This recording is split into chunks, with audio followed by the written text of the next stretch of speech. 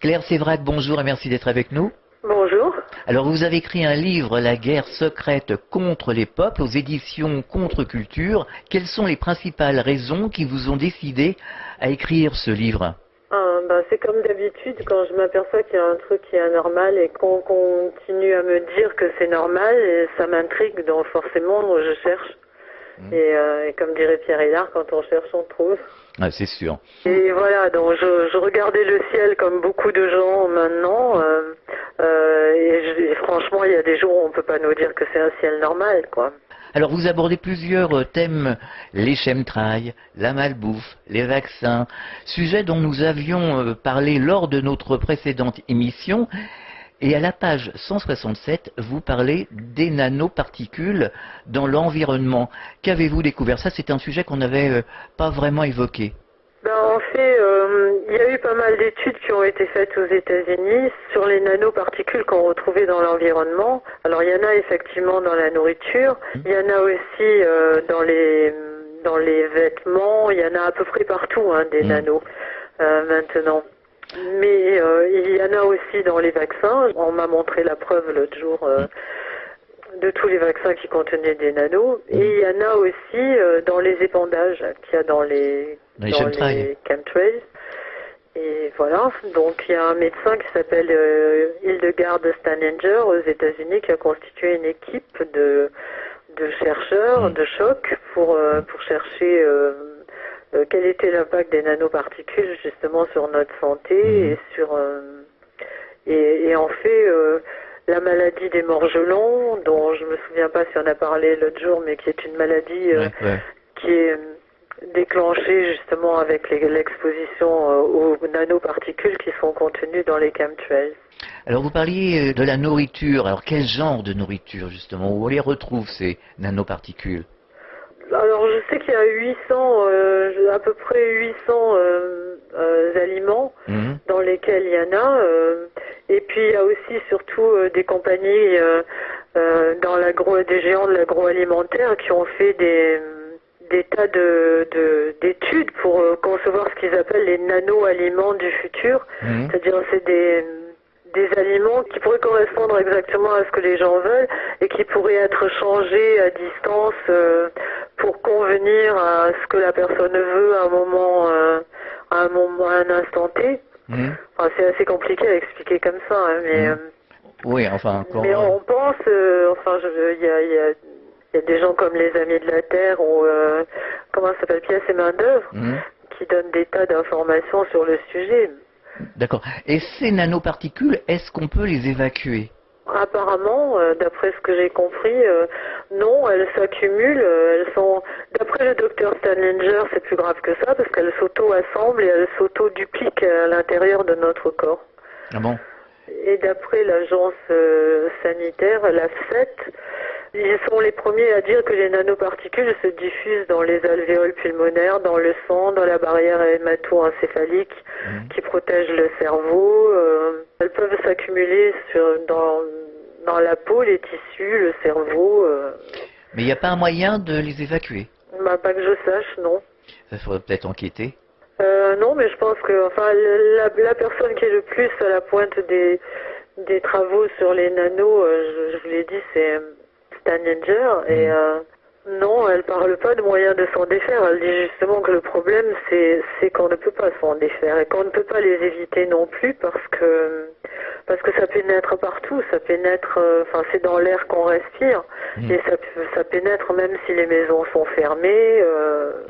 Et il y a des enfants, il y a des bébés qui naissent maintenant avec des nanoparticules à eux, donc c'est que ça franchit la barrière. Oui, alors justement, quels sont les problèmes que ça engendre?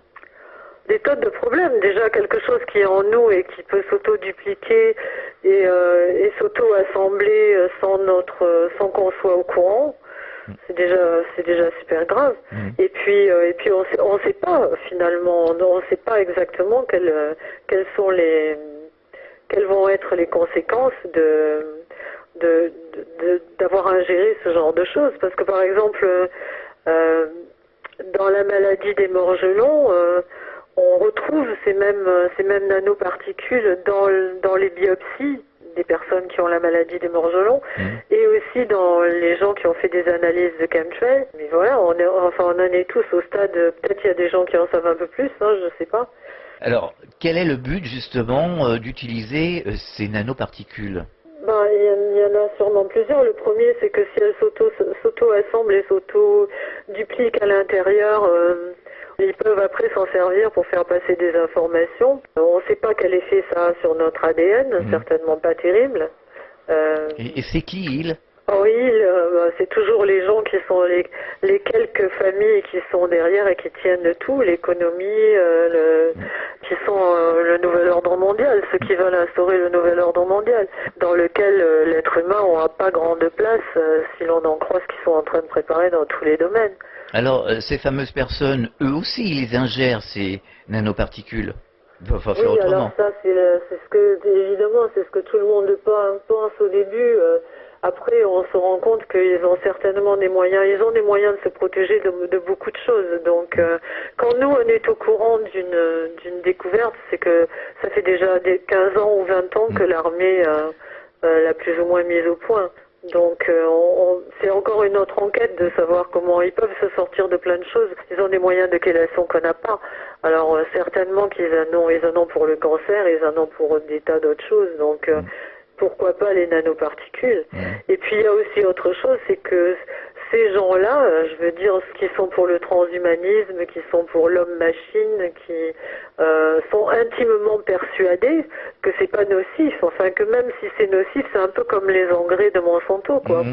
C'est-à-dire que si c'est nocif, ils vont trouver une autre molécule chimique pour pallier le désordre ou le problème qu'ils ont créé avec la première.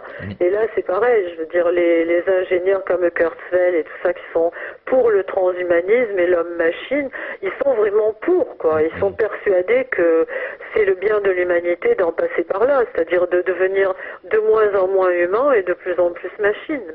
Oui, enfin là, ça veut dire qu'on va à l'autodestruction. Ah, de l'humain tel qu'on le connaît, oui. Si on bouge pas, si on laisse faire, oui, parce que d'un côté, ils peuvent influer sur notre ADN, ils peuvent nous faire ingérer des ADN étrangers. D'ailleurs, ce même docteur Staninger dit que les gens qui ont la maladie des morgelons, c'est parce que leur corps se rebelle contre l'ingérence de ces nanos, mais qu'en fait, on en a tous simplement. C'est juste un phénomène de rejet, mais c'est pas parce qu'on ne fait pas le phénomène de rejet qu'on n'est pas infesté par ces nanos, par exemple. Alors, vous parlez également de l'indépendance alimentaire. Oui, parce que à partir du moment où ils balancent avec des épandages, où ils balancent des substances qui vont tuer les semences ou la nourriture telle qu'on la connaît, et que, en fait, moi, mon enquête est partie du fait que Monsanto avait breveté des plantes qui résistaient à l'aluminium.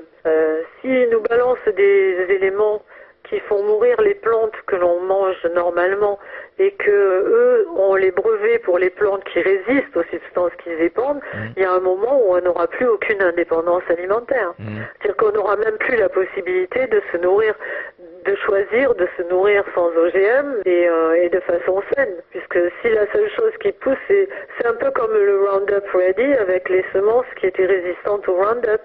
C'est-à-dire que tout meurt à côté sauf la semence qui contient l'antidote. Là, ça va être pareil. Il y a des milliers de plantes qui ont été brevetées pour résister à l'aluminium. Et ben, à mon avis, c'est parce qu'ils savent qu'ils en dépendent. Sinon, pourquoi l'aluminium? Et à partir de ce moment-là, tout le reste, déjà que les sols sont en très très mauvais état, faut regarder les travaux de Claude et Lydia Bourguignon. Les sols sont dans un état épouvantable. Donc déjà que les plantes ont du mal à pousser, si en plus on nous balance de l'aluminium du ciel, on n'a pas tellement de moyens d'échapper à la pollution. Et donc on est coupé même si on veut manger organique, les nappes phréatiques sont polluées et le sol est pollué. Donc on n'aura plus tellement le choix que de manger ce qu'ils vont nous donner à manger. Donc, ils nous coupent de notre indépendance alimentaire. Mais à certains moments, est-ce que vous croyez pas, c'est la nature, hein, la nature est ainsi faite. J'en avais parlé avec Pierre Hélard et il m'a dit, c'est pour ça que j'ai écrit le nouvel ordre mondial, Tour de Babel. Est-ce que vous ne croyez pas qu'à un moment donné, c'est la nature qui va être plus forte et qui va balayer tout ce qui ne va pas? C'est la seule chose qu'on peut espérer. Alors vous évoquez également la Troisième Guerre mondiale et vous dites que la Troisième Guerre mondiale est-elle météorologique? Oui. Oui, c'est-à-dire? Oui, parce que la première, les conséquences des épandages, alors c'est couplé aussi, c'est pas les épandages tout seul, mais les épandages avec le système HARP, ça donne une puissance extraordinaire, et c'est Zbigniew Brzezinski, qui était l'éminence grise de tous les présidents américains, qui est toujours le conseiller d'Obama, a écrit en 70 un livre qui s'appelle Between Two Ages, l'ère de la tectonique, et il explique, enfin il écrit noir sur blanc que le climat va devenir l'arme absolue pour les États-Unis et que ça va permettre d'abord c'est une arme économique, c'est-à-dire que s'ils ont un concurrent par exemple en bourse sur, je sais pas, ça peut être les vins, ça peut être le fourrage, ça peut être des céréales. On sait comment ils jouent en bourse sur le cours des céréales, sur le cours du lait, s'ils font une bonne petite tempête bien à propos sur l'endroit qui est en concurrence avec eux, ils n'ont plus de problème. Et ça c'est la guerre économique. Ensuite il y a la guerre climatique qui fait que je voudrais trouver l'extrait. Un des extraits du livre de Zbigniew Brzezinski, parce que c'est très, il le disait en 70, que ça permettrait de mettre la pression sur les États qui pourraient être contre les intérêts des États-Unis. Et donc, effectivement, si on menace un État de lui faire un tremblement de terre ou un tsunami, ou même si on lui en fait un, en général, ça calme les autres en face, parce que du coup, ils ont d'autres problèmes que... Oui, bien sûr. Voilà. Et puis bon, des fois ils préfèrent se taire que. Enfin, il y a eu tout un tas de papiers là-dessus sur les tempêtes de 99 qui, paraît-il, auraient été faites parce que la France était contre le traité de l'AMI à l'époque et aussi contre l'entrée des OGM sur le territoire. Et en fait, quand on regarde, ça c'était fin décembre 99. Et en fait, début janvier 2000, on s'aperçoit que, effectivement, M. Jospin, qui était Premier ministre à l'époque, a commencé à dire que c'était pas à l'État de se mêler de ce que faisaient les entreprises privées, qui a autorisé les OGM à entrer sur le territoire pour la recherche, mais qui n'est pas revenu sur le traité de l'AMI, mais qui a dit que la prochaine fois que les négociations reprendraient, la France ne s'en mêlerait pas, quoi. Enfin, ce serait le commissaire européen qui gérerait tout pour nous. C'est ce qui est une des explications au fait qu'on n'a rien à dire sur TAFTA. Enfin, on ne nous tient pas au courant, quoi. Et justement, lors de vos enquêtes, est-ce que vous avez trouvé des documents justement qui laissaient supposer que tout ça était la réalité? Ah ben oui, parce que sinon je l'écrirais pas. C'est pas, je veux dire, c'est pas une vue de l'esprit. Par exemple, voilà, Zbigniew Brzezinski, il cite avant 2018, la technologie mettra à la disposition des nations majeures des techniques pour conduire des guerres secrètes dont seulement un minimum des forces de sécurité aura besoin d'être au courant. Une nation peut attaquer une nation concurrente secrètement par des moyens bactériologiques, affaiblissant entièrement la population avant d'en prendre le contrôle avec ses forces armées. Ou bien des techniques de modification du climat pourraient être employées pour produire des périodes prolongées de sécheresse ou d'inondation, affaiblissant ainsi les capacités d'une nation et la forçant à accepter les demandes de sa rivale. C'est clair, non? Oui, absolument. Et c'est pas un monsieur qui fait de la science-fiction, c'est... Je veux dire, Zbigniew Brzezinski, tout le monde sait que tout ce qu'il a dit, c'est toujours passé, quoi. Alors vous avez un chapitre où vous parlez très longuement justement de HARP. Vous pouvez nous expliquer pour les personnes qui ne seraient pas encore au courant, parce qu'il y a des gens qui ne sont pas encore au courant du projet qui visiblement n'est plus un projet, d'HARP en tout cas. Est-ce que vous pouvez nous expliquer comment ça fonctionne? Alors HARP, déjà il y a plusieurs HARP. Celui, quand on parle de HARP, c'est celui qui est en Alaska, c'est-à-dire c'est la plateforme qui est en Alaska où il y a 180 antennes qui envoient une puissance terrible. En fait, ça envoie des ondes haute fréquence dans l'ionosphère et ça fait comme un écran. Et ça redescend sur nous en micro-ondes et ça sert à scanner la Terre, les océans et nous par la même occasion puisqu'on est en dessous. Et donc couplé aux épandages, c'est-à-dire que par exemple les épandages quand ils épandent des particules d'aluminium, Ils disent que c'est pour que les rayons du soleil se reflètent dessus et repartent vers l'atmosphère sans toucher la Terre pour soi-disant refroidir. Ce qui est probablement pas vrai. Mais par contre, quand ils épandent du barium, le barium est conducteur, donc ça permet aux particules de barium qui sont mises dans l'atmosphère par les épandages d'être conductrices entre les divers systèmes HAARP qu'il y a dans le monde. Il y en a un en Nouvelle-Zélande, il y en a un en Russie, il y en a en Sicile, un énorme qui est en train de se monter en Sicile, qui fait vraiment peur à tout le monde. Et donc voilà, et HAARP, c'est dans le brevet de HAARP, c'est marqué pareil noir sur blanc que HAARP est capable de faire des tremblements de terre, des tempêtes, des ouragans, des inondations.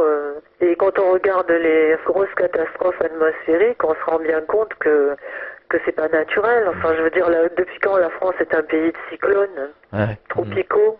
Et justement, par exemple, la tempête de 99, on a dit que c'était un cyclone tropical, mais quand on regarde, un cyclone tropical ne peut se former que sur une mer chaude, et il tourne dans le sens des aiguilles d'une montre. Or, celui-là, déjà, c'était le 29 décembre, donc apparemment la mer était pas chaude, et il tournait dans le sens inverse des aiguilles d'une montre. Et tout, comme par hasard, tous les relevés de HAARP et de tous les systèmes de sécurité mondiaux étaient le 23, il y a un trou dans tous les systèmes. Impossible de voir ce qui s'est passé ce jour-là. Alors évidemment, tout ça, ce sont des coïncidences, probablement. Vous parlez également de l'avenir de l'homme. Alors il y a des sujets plus que préoccupants sur cette planète, sans vouloir tomber dans le catastrophisme. Pour autant, il y a des solutions à tout. Comment voyez-vous l'avenir de l'humanité et surtout, quelles sont les solutions pour s'en sortir? Il y a bien quelque chose à faire. Ah bah déjà, enfin je le dis et je le redis, j'arrête pas de le redire, il faudrait déjà que les gens se réveillent. Se réveiller, ça veut dire ne pas seulement partager sur Facebook en se disant « Oh purée, j'ai une super info là, que personne n'a parce que sur moi le nombre de gens qui viennent me voir et qui me disent « Oui, mais vous pouvez parce que vous avez le temps. » Non, j'en fais ma priorité. Ou moi, je peux pas parce que j'ai besoin de gagner ma vie, mais moi aussi je mange, moi aussi j'ai un loyer. Enfin, je veux dire, tout dépend de là où on met ses priorités. Et je pense que dans l'état où est la planète en ce moment, il est gravement temps que ça devienne notre priorité. Alors, quels seraient les systèmes que les gens, les citoyens pourraient mettre en place? Est-ce que vous avez des idées? Est-ce que sur les réseaux sociaux... Mais je pense déjà que ça, ce qu'ils nous font est c'est contre notre Constitution, c'est contre l'article 3 de notre Constitution où on a le droit à la sécurité, à la liberté et à la vie. Donc déjà ça, c'est contre notre Constitution, c'est contre les accords de Nuremberg qui dit qu'on ne doit rien faire sur une personne sans son consentement libre et éclairé. Qu'est-ce qu'on attend pour aller réclamer des comptes? Alors le CNT, il y a le CNT qui s'est mis en place ici chez nous en France, qui voudrait justement changer cette constitution pour l'améliorer, bien entendu, pour qu'elle soit écrite par les citoyens, par les Français. Visiblement, bon, je voudrais pas dire, mais pas être négatif, mais il n'y a pas beaucoup de gens qui suivent le CNT. Il y a aussi Colin Serrault, fut un temps, qui appelait au boycott de certains produits. Aujourd'hui, qu'est-ce qu'il en est? Comment se fait-il que les personnes ne réagissent pas? Que les gens ne réagissent pas, ça j'en sais rien. Vraiment, je me demande qu'est-ce qu'on peut faire de plus grave que d'empoisonner nos enfants et la terre mère.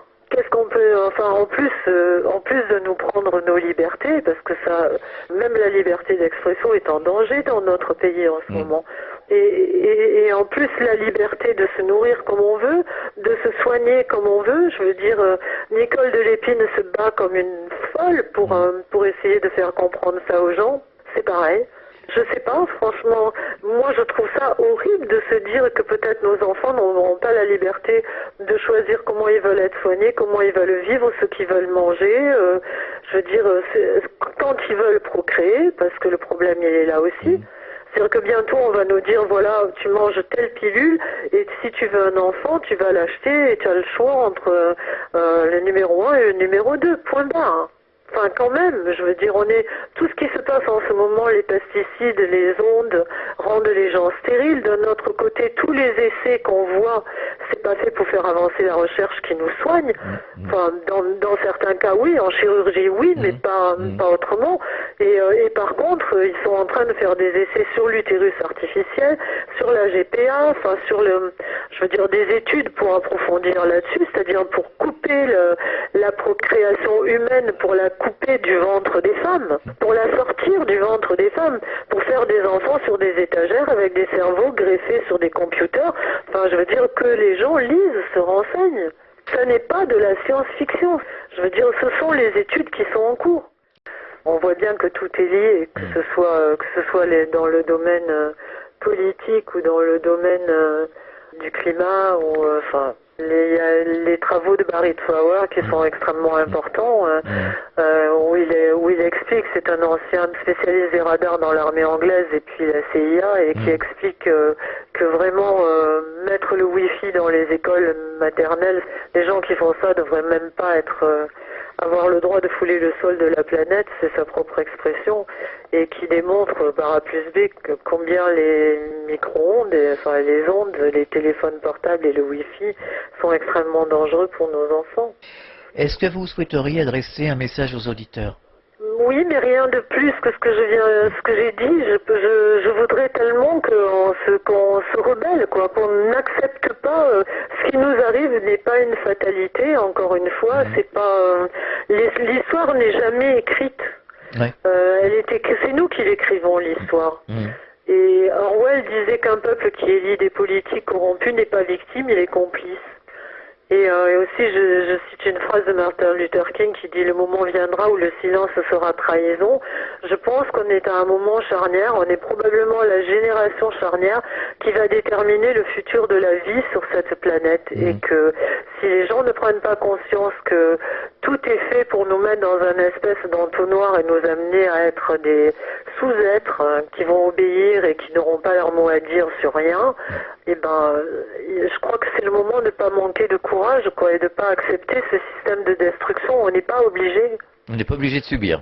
Non, on n'est pas obligé de subir. Et je pense qu'on est un tout petit moment sur cette terre, chacun, mais que on peut pas se dire ouais bon, mais j'y vais pas ou je fais pas parce que d'autres iront. Non, parce que chacun on a un tout petit moment sur cette terre et un tout petit impact, mais il est éternel. Je veux dire, c'est chaque fois des petits groupes de gens qui ont changé le monde.